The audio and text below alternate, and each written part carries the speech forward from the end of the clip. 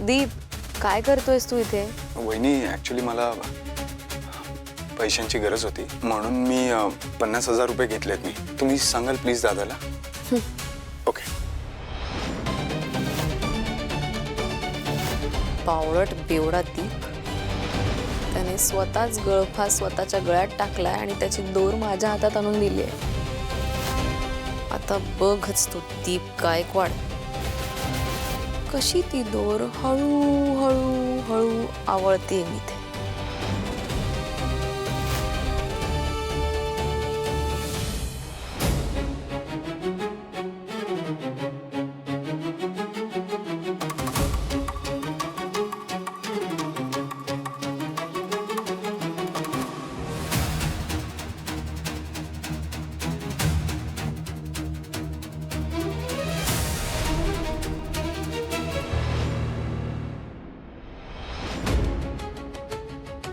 मला जर उद्या माझे पैसे मिळाले नाहीत तर ते कसे वसूल करायचे हे मला चांगलंच माहिती आहे.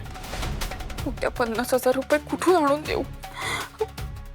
जर मी त्या प्रभुदादाला पैसे परत केले नाही आणि त्याने माझ्या कुटुंबाला इजा पोचवण्याचा प्रयत्न केला तर?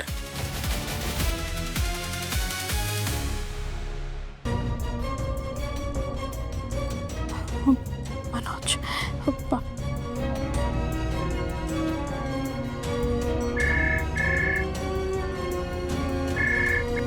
ज्योती, काय झालं एवढ्या रात्री अचानक कॉल केलास तू?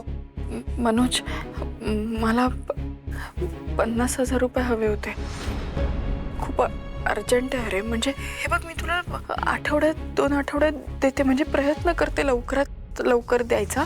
पण आता खूप अर्जंट होतं रे. मग उद्याच द्यायचे आहेत मला. तर तुझ्याकडे आहेत का? ज्योती, 50,000 एका रात्रीत एवढे पैसे मॅनेज होणं कठीण आहे का? माझ्याकडे ना 10,000 रुपये असतील. मी देऊ का तुला? पाठवतो आत्ता लगेच. नाही, 10,000 ठीक आहे. मी बघते. अरे मी बघते. थँक्यू.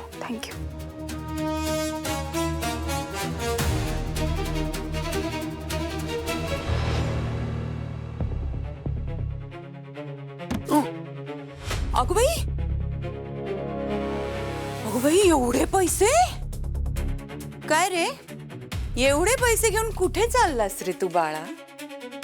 नाही म्हणजे मुळात एवढे पैसे तुझ्याकडे आले कुठून? नक्की कशातून कमवलेस हे?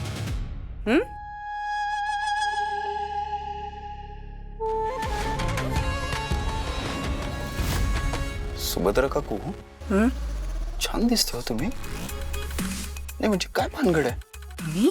काही बदल केलाय का? म्हणजे हेअरस्टाईल मध्ये? नाही, जो काय केला बदल तो खूप छान दिसतोय. आंबाड्याला हेअरस्टाईल म्हणतोय हा? बस काहीतरी बोलू नका.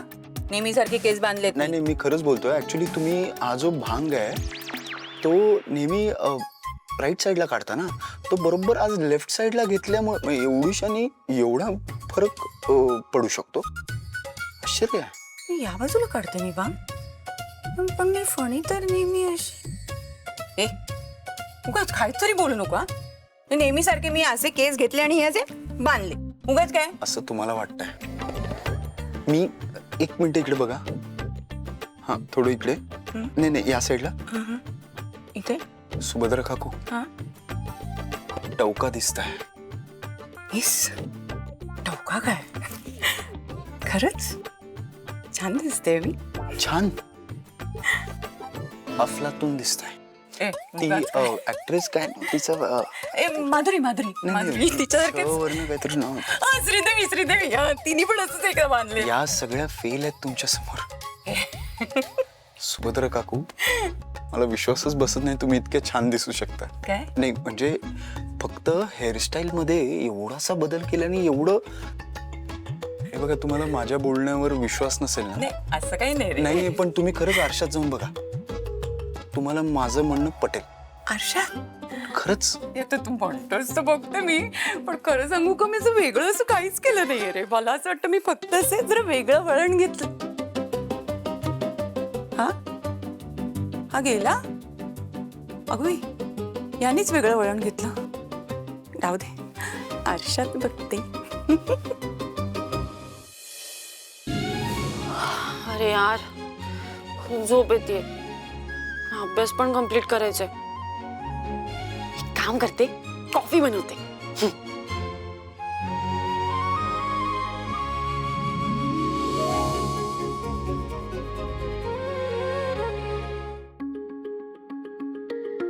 ताई का जागी आहे अजून? बघू, विचारते. नाही नाही, पण आधी हिच्यासाठी मस्त कॉफी बनवते आणि मग कॉफी पिता पिता तिला विचारेन काय झालं ते.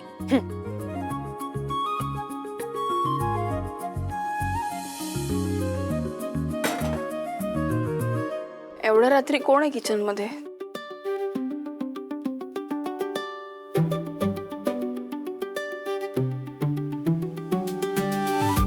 काय एवढ्या रात्री काय चाललंय आणि कॉफी कशाला करते? अगं मला अभ्यास करता करता झोप येत होती. म्हटलं आता इतकं ओरडून गेले, आता झोपले तर मग म्हणून कॉफी बनवायला घेतली. बाहेर येऊन बघितलं तर तू पण एकदम अशी टक लावून काहीतरी विचार करत बसलेलीस. म्हटलं कॉफी बनवूया, मला पण तेवढी कंपनी मिळेल. हसते काय त्यात? हसायला आलं कारण की तू म्हणालीस की तू अभ्यास करत होतीस, याच्यावरच मला हसू येत. तुम्ही ना मला या घरात कोणी सिरियसली घेऊच नका. मी जेन्युअनली पण अभ्यास केला. एक दिवशी टॉप करेन तेव्हा कळेल तुला. जरा हळू बोल. आणि हो, मान्य केलंय तू अभ्यास करत होतीस.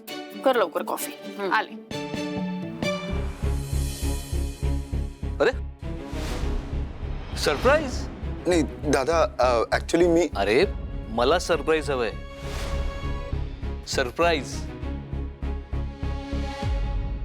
तुला सरप्राईज हवाय म्हणजे मी जर तुला सरप्राईज दिलं तर तुला कळणार नाही का की मी तुला सरप्राईज दिलंय? म्हणजे तुला तर ऑलरेडी माहिती असेल, मग तू सरप्राईज कसं? दादा तू बरा आहेस ना? अरे मला तुझ्याकडून सरप्राईज का हवं असेल? मग अरे मला तुझ्या प्रीती वहिनीला सरप्राईज द्यायचंय.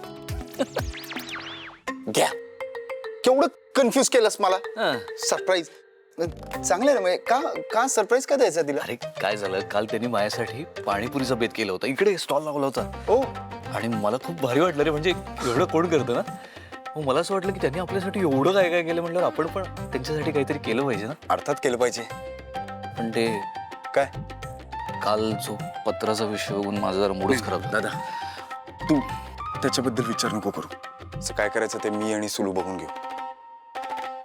सरप्राईज काय द्यायचंय ते सांग मला. हा तेच ना. काय मलाच काय विचारतोय का? अच्छा, तुलाच माहिती नाहीये.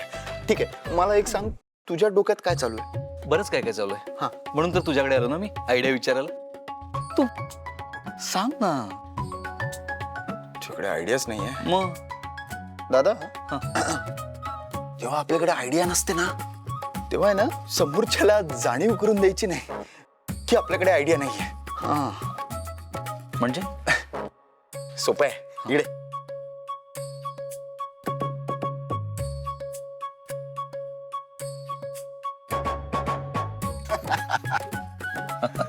हे चांगलं